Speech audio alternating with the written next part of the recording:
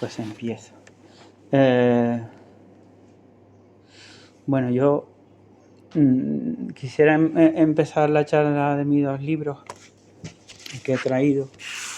Uno se llama Insulario Menor y otro Isla Sur. Insulario Menor lo escribí antes, lo escribí una vez que yo acabo la facultad. Isla Sur ya lo escribí ya con 40 años, o sea que yo ya tenía un recorrido, ¿verdad? Pero Insulario Menor, ahí ordeno lo que yo escribía en la facultad, ¿no? Vale. Insulario Menor, elegí ese nombre porque insulario tiene que ver con portulanos, es decir, mapas medievales de islas, ¿no? Y menor por el tono menor, ¿verdad? El tono mayor, a eso me refiero con, por ejemplo, Rubén Darío. Rubén Darío sí tiene un tono mayor, ¿verdad? Tanto en la musicalidad como en las referencias mitológicas. Todo es bastante esteticista, ¿no? Y mientras que yo lo que buscaba es lo contrario, un tono cotidiano, ¿verdad? Y a mí me llamó la atención una cosa que decía Juan Manuel Trujillo, que es un antiguo periodista que escribía en la tarde, ¿no? Que colaboré con un periódico que se llama El Diario de Avisos y ahí escribía mis cosas, ¿no? En el suplemento del Perseguidor. Y bueno, escribí unos artículos y me di cuenta de que Juan Manuel Trujillo tenía una cosa en la que tenía razón, que Canarias se ignora e ignora que se ignora. Eso es así. Canarias se ignora e ignora que se ignora. Quiero decir que no hay curiosidad, por lo menos en la época en la que yo estaba en la facultad, en conocer la tradición literaria de Canarias, ¿verdad? E ignora que se ignora. Además de no tener esa curiosidad por nuestra tradición literaria, tampoco hay demasiado interés. Cuando yo acabé en la facultad, los chicos tenían pretensiones por buscar la literatura universal. Estaban como cansados de la literatura española, ¿no? Y buscaban sobre todo en los poetas ingleses, en los poetas románticos ingleses y alemanes. Eso es lo que leía la gente una vez que terminaba la facultad. Pero Antonio de Viana, o Viera y Clavijo, o Luis Feria, o tantos otros autores de Canarias, pues no los conocían, se citaban, hablábamos de ellos, pero no había ese interés, ¿verdad? Bien, en ese sentido, yo le tengo gran respeto a la tradición insular, a Cairasco, a Andrés Sánchez Robaina, a tanta gente que ha escrito literatura en nuestras islas, ¿verdad? Y sobre nuestras islas, ¿verdad? Como por ejemplo Miguel Unamuno escribió bastantes artículos o unos pocos artículos sobre las Islas Canarias y me parecen súper interesantes, ¿no? Vale, en ese sentido, pues yo en la red cuelgo cosas, pero no le dedico tiempo. Lo hago en plan divulgativo, ¿no? Eso lo digo porque es un marco, el marco en el que yo escribo Insulario Menor, ¿no?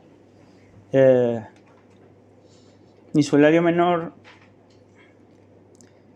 tuve la suerte que Benigno León me antologó y eso fue un gran respaldo para mí, porque yo escribía por escribir. Me acuerdo de un compañero que yo tenía que se llamaba Alberto Castañeda, que también escribía por escribir, sin grandes pretensiones literarias. O sea, que yo no le ponía mucho asunto a lo que yo escribía. Pero como este señor me antologó, que es profesor de la universidad, digo, bueno, pues a lo mejor merece la pena seguir escribiendo, ¿no? Y me antologó en un libro de poesía en prosa. Yo no escribo poesía en prosa, porque la poesía en prosa pues encadena en decasílabos o hetasílabos, lo que sea, ¿no? Yo nunca tuve esa pretensión, pero yo me acordé de lo que decía Antonio Machado, que la poesía es una honda palpitación del espíritu, y en ese sentido sí creo estar en consonancia con la poesía, ¿no? Bien. Por ejemplo, os voy a leer tenéis todos un folio y os voy a leer el primero que leí. El primero que leí, Las Dunas, porque yo vengo a Fuerteventura en el año 2005, 2006, y es un sitio muy distinto al que vengo yo, que soy de Tenerife. Y me dio por escribir lo siguiente. La luz tibia del atardecer de agosto se deshace en las dunas ocres de la playa, donde las redes, desgastadas y cobrizas, tendidas en las rocas de la orilla, son blanqueadas por la salitre, como las caracolas y las conchas siempre cercadas por la arena. El cielo ya rojo enciende las losas de la iglesia, perdida en los campos erosionados por el viento. La endémica sed de los matorrales, con sus diminutas flores blancas, es pasto de la hoguera final del ocaso que se extiende en este paisaje sin sombra, y es música temblorosa en los bancales desérticos casi a flor de agua como los médanos. El día marca así sus propios límites, y los dátiles llenos de sol también se apagan, con la última luz verdosa que se extingue en un puro y tranquilo vencimiento. Nada queda ya del día, empieza el frío intenso de la noche, y pasan lejanos los astros calladamente sobre las montañas difusas del verano. Alguien me dice que esto también nos pertenece. Vale, pues estas son de las cosas que cuando yo me pongo a escribir, de las cosas que yo empiezo a escribir, ¿no? Vale. Y en consonancia con ese pensamiento de Antonio Machado, en el que decía que la poesía era una honda palpitación del espíritu. Otra idea general, sobre todo que yo tomo de Vargas Llosa, es escribir literatura, es dar una impresión de realidad. Eso me pareció súper interesante. Porque, y en ese sentido cogí a un compañero que era de física. Los de física siempre están pensando en las posibilidades del universo y tal. Y este hombre leía literatura ficción. Entonces le digo, bueno, este es un lector inocente. Porque a mí el lector filólogo no me interesa nada. Porque se lo he dado a compañeros y me dicen, pues tú haces metáforas, haces no sé qué. Esas comparaciones, y ese tipo de crítica a mí no me interesa. Pero este señor que había estudiado física, yo se lo di y me empezó a decir, pues me gusta mucho por aquel aspecto o por aquel otro, y para mí fue un respaldo porque había dado la impresión de realidad. O sea, él tragó el anzuelo, él entendió que el libro que yo había escrito tenía algún tipo de parangón con la realidad, ¿no? Y otra cosa que decía Ignacio Aldacó, que la realidad y la literatura son elementos cuyos límites son difusos, ¿no? Y eso también es otra cosa que yo tenía, que yo pensaba, ¿no? Vale. Y después hay otra cosa que también me llama mucho la atención, es la inspiración. O sea, ¿por qué se escribe lo que se escribe? Y en eso yo me acogía a lo que decía Becker, ¿no? Cuando decía que sus poemas son hijos de mi entendimiento, eso me parecía muy acertado.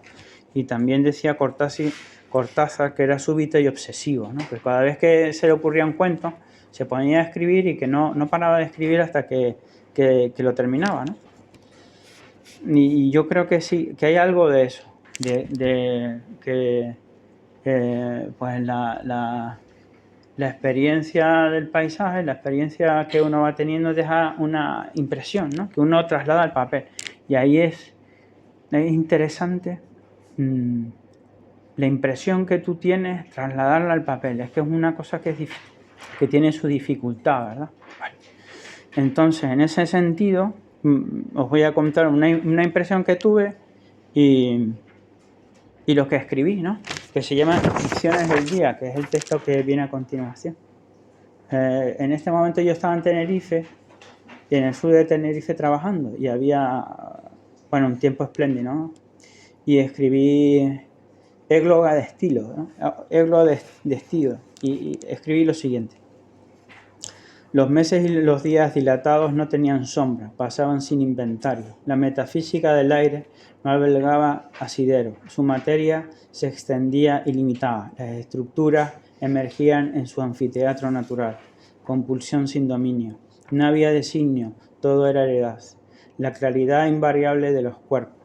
Finalmente un sin nombre como eco extinguido cargado de espacio. Las palabras reivindican su tejido. Ya no son donación, sino pura floración de agua en un sistema inacabado. Único día sí, sostenido de memoria, fragua de mármol.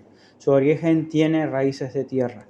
Sus lentas aguas son hundimiento y ribera. La música deletrea este abecedario, apogeo de los márgenes.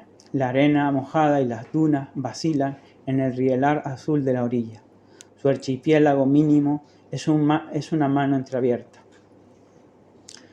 No había cavidades, todo era pliego de luz, manto algo sin fisura. La sombra regresaba a las aristas como premonición nocturna. Sin materia, la vida se desplaza etérea en lo alto.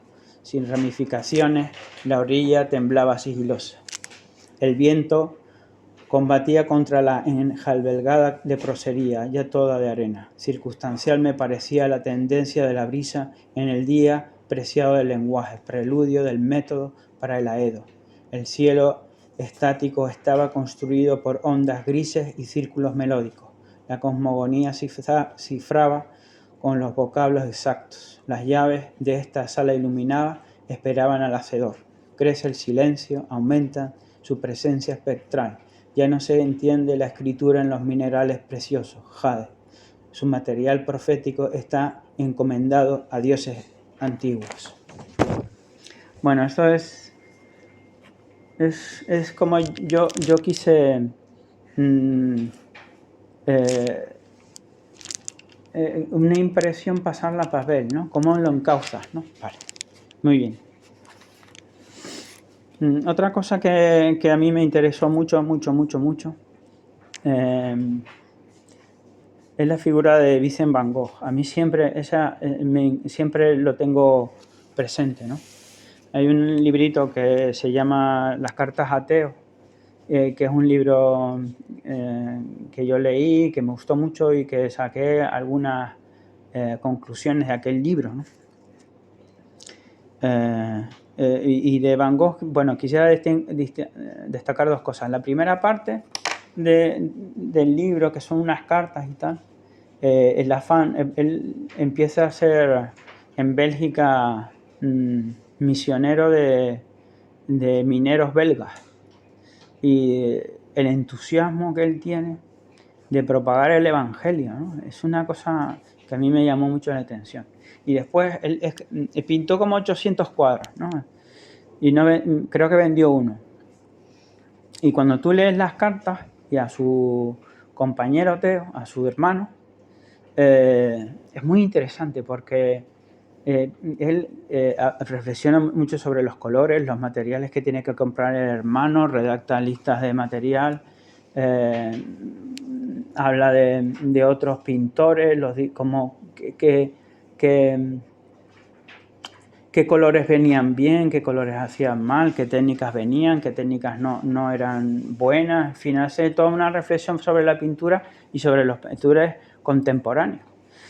Y a mí me llamó mucho la atención porque es un hombre que vende un cuadro, o sea, que es un marginal. Y lo que más me sorprendió es la ilusión que tenía ese hombre en su quehacer, ¿no? Una ilusión tremenda. Porque él no dejó nunca de ser una persona marginal. Y al final de sus días, bueno, acabó aplastado por su propia por problemas mentales, ¿no? Acabó mal, ¿no? Pero yo leo los libros y digo, qué ilusión tenía este hombre por llevar a cabo su vocación pictórica, ¿no? Y después es un tipo muy curioso porque, claro, Van Gogh y tal, pero era un hombre que se apoyó totalmente en su hermano y que me gusta mucho porque era una persona incapaz de establecer relaciones humanas, ¿no? Constructivas. Porque en la Casa Amarilla incluso se pelea con su amigo Gauguin, ¿no? Y sus vecinos lo denuncian porque se ve que tenía una vida así un poco estrafalaria, ¿no? Era casi un indigente, ¿no? Y en ese sentido me interesa bastante el personaje, ¿no? Como la gran ilusión que él ponía en su obra, ¿no? A mí me parece increíble. Y después la paciencia que tenía su hermano, ¿no? Porque su hermano sí es capaz de construir una familia, tiene un hijo, también es capaz de construir, él es marchante de obras, o sea, es una persona que es sociable, que intercala bien con otras personas, pero al contrario de Van Gogh, ¿no? Que acaba aplastado por su propia personalidad, ¿no? Vale. Bueno, pues después, este es Isla Sur. Es un libro de 11 relatos que yo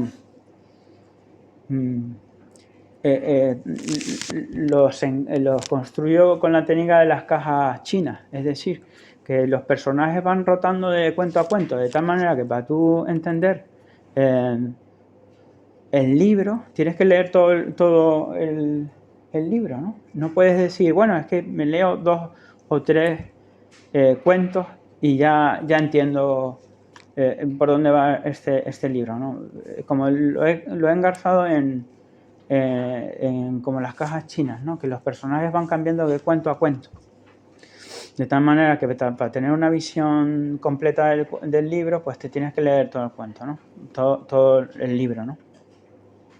Y hay 2 personajes que a mí siempre me llamaron mucho la atención. Una es don Miguel Custodio, que eso se lo dejo para el que quiera leerlo, ¿no? Que es un personaje que sí que me ha dado bastante que pensar, ¿no? Y hay un personaje que se repite, que es el soldado. Y eso me interesa mucho, porque son cuentos que están o enmarcados en la Guerra Civil o enmarcados en la Segunda Guerra Mundial, ¿no? Bien, y interesa mucho porque son personas que son personas con 18, 19 años que son llevados a la guerra y con todo lo que ello lleva de ruptura de proyectos personales, ¿no? Y todo lo que lleva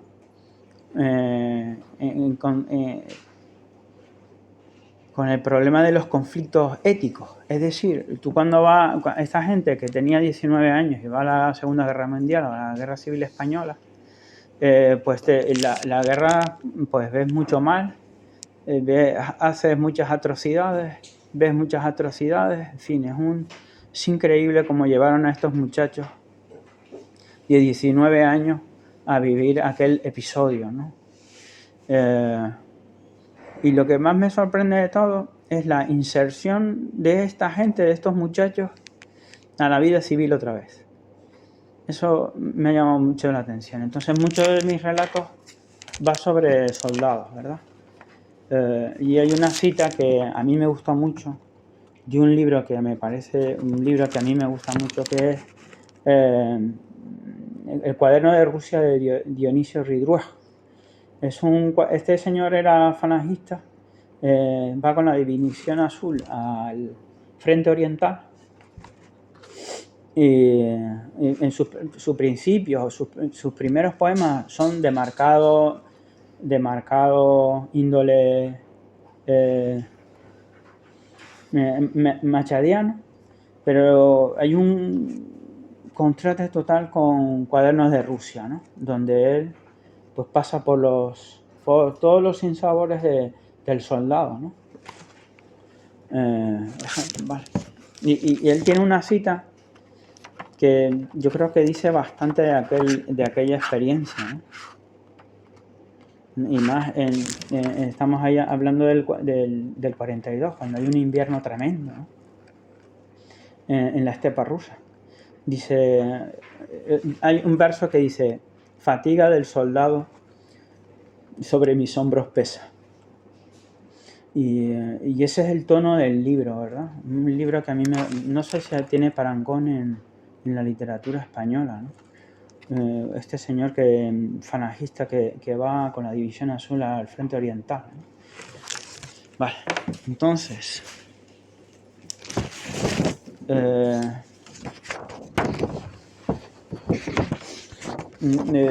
voy a hacer otra lectura del libro Insulario Menor, ¿no?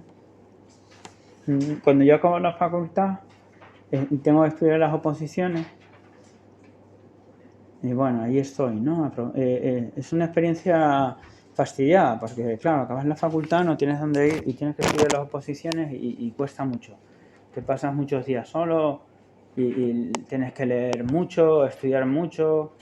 Es fastidiado, ¿no? Y mis días eran estudiar en la facultad, almorzar, estudiar y después ya me iba para casa, ¿no? Y un día inscripciones del día. He venido a visitar el jardín, a sentarme en el banco que está tras la senda y bandida a trechos por las zarzas y los rosales punzantes. En el lugar secreto se encienden las salas de los signos, mi libro de poetas predilectos. Ante ti, su mausoleo y el canto mínimo de pájaros antiguos, la música más necesaria. Ahora el día se hace más ilustre, más ameno. Aprendo las palabras del inusitado. Empieza la fragilidad de lo sensible, sus tornadizos giros de sol, la plenitud vertical del cielo, su pradera incandescente. Mi crucial desconocimiento de la armonía. Pasa un sueño de grafía, viejo lenguaje de la adolescencia y su entusiasmo. El mundo no adivina su sentido. Los exégetas celebran otras formas. Allí es tan solo un jeroglífico en piedras muertas, laberinto incomprendido del orfebre, variaciones ocultas. Siento la condición inestable de la estación, aire, viento, brisa, frío. Cae el crepúsculo, sigues leyendo, debes volver. Luminaria y sólida oscuridad. Bueno, esto lo escribí un día de estos en que me quedé tarde estudiando, ¿no? Vale. Después en este libro hay otra cosa que es muy interesante para mí, que son los personajes colectivos. Es decir, oficinistas, mujeres, aldeanos, funcionarios del ayuntamiento, en un sitio a que yo llamé Isla Sur, ¿no?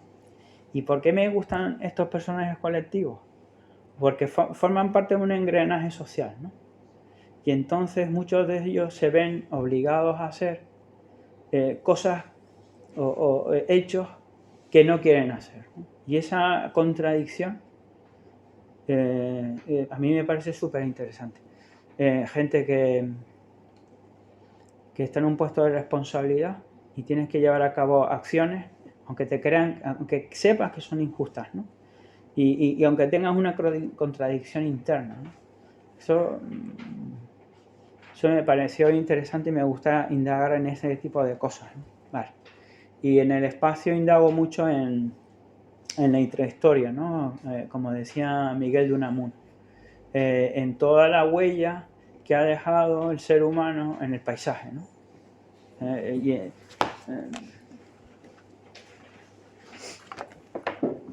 No sé, cualquiera de mis cuentos empieza con algún tipo de reflexiones sobre este tipo, ¿no? Por ejemplo, Herbania, ¿no? Va por ese tipo, ¿no? Levanto la vista hacia la aurora que lentamente se va haciendo en el cielo. Las nubes pasan de largo, no se detienen sobre las colinas de Vigán.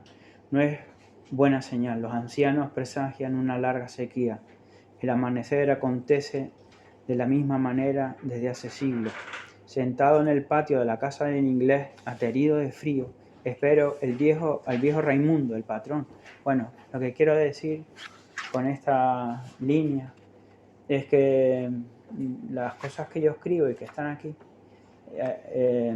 tienen su fundamento en lo que Miguel de Unamuno llamaba intrahistoria, ¿no?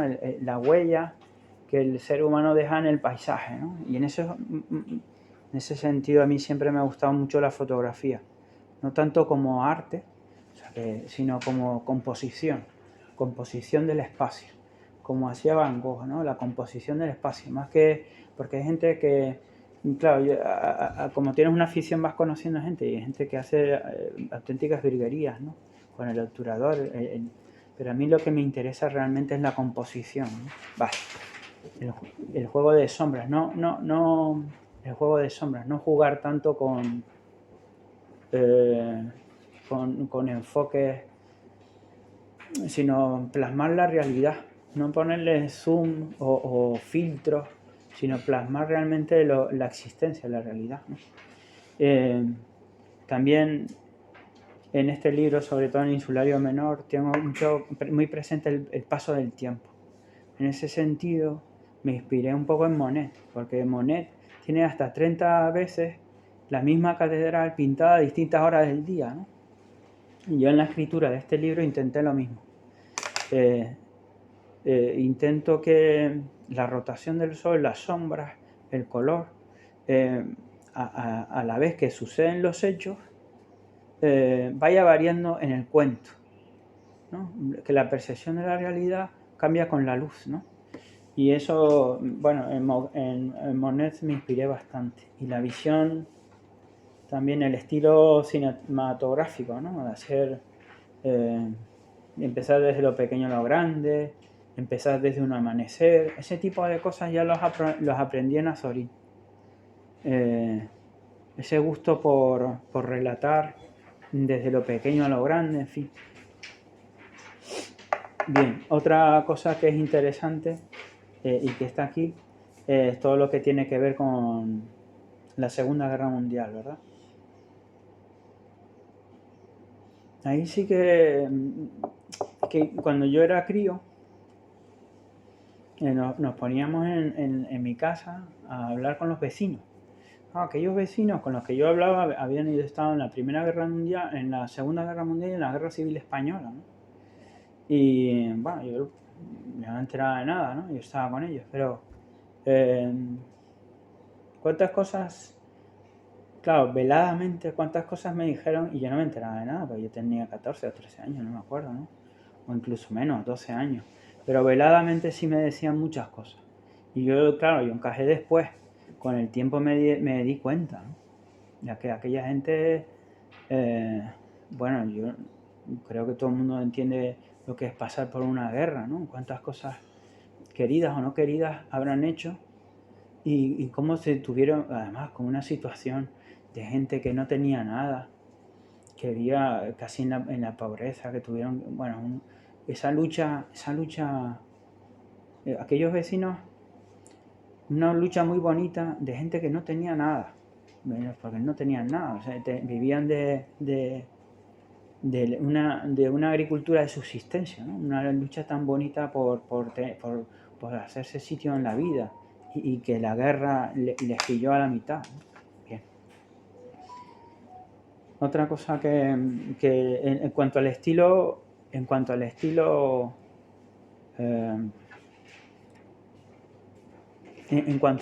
hay una cosa que es que yo quiero el estilo. Siento si estoy aburriendo, ¿verdad? Pero termino enseguida. En cuanto al estilo, claro, y hay una cosa que yo tengo en mente, es que yo quiero comunicar. Y entonces, claro, cuando yo acabé la facultad, había mucha gente que seguía a Andrés Sánchez Robaina, a Luis Cernuda, aunque Luis Cernuda tenía un tono íntimo interesante, ¿no? Pero había algo de gongorismo, ¿no? De lo que llamábamos en aquel tiempo culturalismo, ¿no? Escribir como a base de citas de libros, de imágenes, entonces costaba mucho descifrar aquellos poemas que escribían los muchachos con los que yo estaba. Pero yo la verdad que yo quería comunicar. Y en ese sentido he querido siempre un estilo con precisión léxica, que no me sobren palabras, mucha contención. Mucha contención, eso es importante, como Antonio Machado, ¿no? Mucha contención. No hay que exclamar, no me gusta ese tipo de literatura.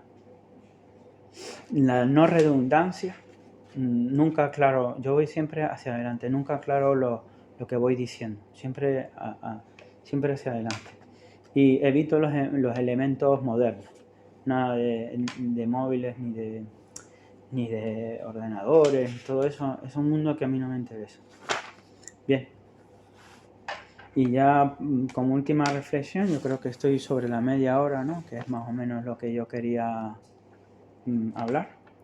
En este libro, en Insulario Menor, hay una cosa que yo tenía muy en cuenta, que era El hombre en función del paisaje, de Pedro García Cabrera. El hombre, sobre todo yo como mi infancia, aparte de mi infancia, fue en un ambiente rural, todo el paisaje y sobre todo mi abuelo me enseñó mucho a apreciar la belleza natural. Después con el tiempo conocí a un chico que era de piso y él nada, ni los árboles, nada le llamaba la atención. Y nos llevábamos muy bien, pero el mundo natural no le interesaba nada. Y me sorprendió, ¿no? Y después hay una búsqueda de la identidad, pero como dice Pessoa, el poeta es un fingidor. O sea, aquí, claro, están mis experiencias personales, pero digo hasta donde quiero decir, ¿no? El poeta es un fingidor, como decía Pessoa, ¿no?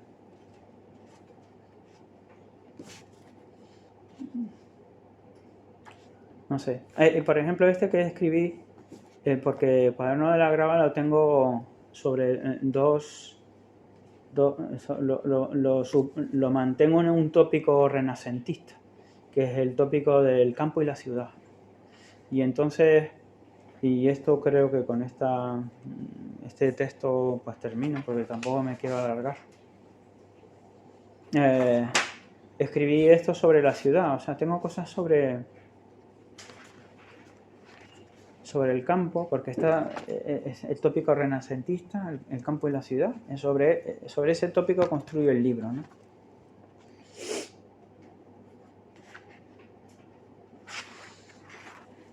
Y, por ejemplo, voy a poner un ejemplo de cada una de estas dos secciones, ¿no? Una sección dedicada al campo y otra sección dedicada a la ciudad. Por ejemplo, el parador, ¿no? Para poner uno, ¿no?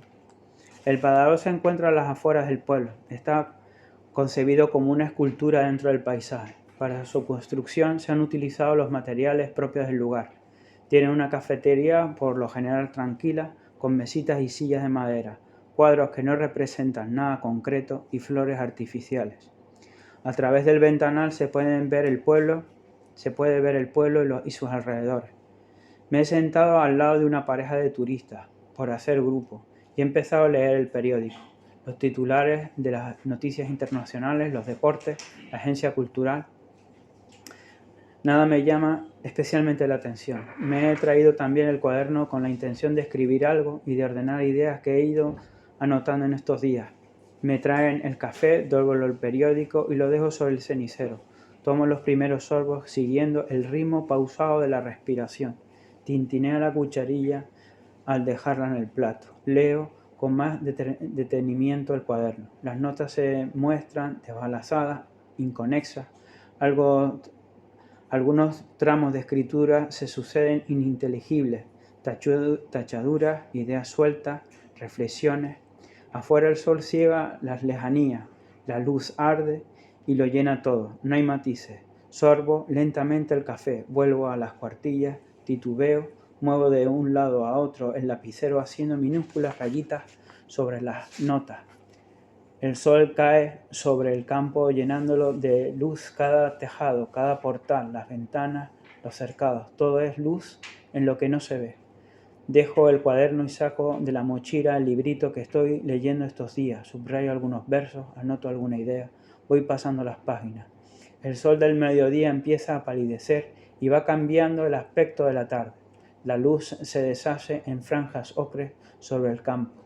Van apareciendo las siluetas de los almendros, las ondulaciones suaves del terreno, el rojo opaco de las acumulaciones de basa, los senderos, los trechos verdosos, las eras invadidas por el pasto, los tendales de higos, los caseríos dispersos. Se empieza a distinguir la escuela, la plaza, la iglesia, las casas blancas y humildes de los vecinos, los tejados, los pajeros de colmo, los bancales, los viñedos, el bosque de pinos centenarios poblando las colinas, las nubes superando las cumbres. El cielo está entre el azul y el blanco. Se distinguen los tonos rojos, verdes, marrones y naranjas en el paisaje. El olor del verano, que estaba anulado por el calor, irrumpe en la atmósfera invadiéndolo todo. A lo lejos, la luz sobre el mar deja azules y verdes fronterizos. Reanudo la lectura, repaso las últimas líneas de las cuartillas, releo algunos fragmentos, empiezo a escribir. La letra es angulosa, uniforme. Surgen fácilmente las palabras, la sintaxis es sencilla, la escritura precisa, a trechos exacta, no hay claridades en el papel, las ideas se condensan. Al rato levanto la vista y miro el calor pardo de la luz por la loma de la colina. El paso, los trazos se alargan, vuelve la dificultad, las tachaduras, el cansancio, los incisos, frases sueltas, me detengo. Dejo el cuaderno y cojo el poemario entre las manos, escribo a pie de página, intento memorizar una cita. No nos sentimos en casa, en el mundo interpretado. Nos queda tal vez algún árbol en la ladera para que la volvamos a ver todos los días. Se ha hecho tarde, salgo a la calle. La luz de un atardecer ya maduro se extiende a ras del suelo por el parador. A tramos se eclipsa y en otros pinta angulosas sombras y salientes en las paredes de piedra. Queda un poco de sol en las ventanas que miran al poniente. Los ficus de la entrada se apoderan de las claridades del crepúsculo que sucede dentro entre el rojo, el naranja y los negros. Se deja de atisbar las lejanías próximas. Palidecen imperceptibles los últimos restos de la tarde. Se escuchan el susurro de la brisa. El valle iluminado aquí y allá está en silencio. Bueno, y así sigue, ¿no? Muy bien. Bueno, este sí que es un poco menos directo que este. Este sí es más directo, ¿no? Isla Sur, claro, son relatos y esto es más bien un cuaderno de viajes, ¿no? Pues yo creo que me he ceñido a los 40 minutos que tenía de lectura, ¿no? Más o menos. Y nada, no sé si les habrá gustado un poco la exposición.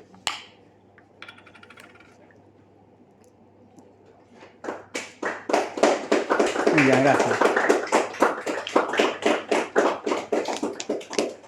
Bueno, no sé. Si alguien quiere hacer alguna pregunta y si no, pues...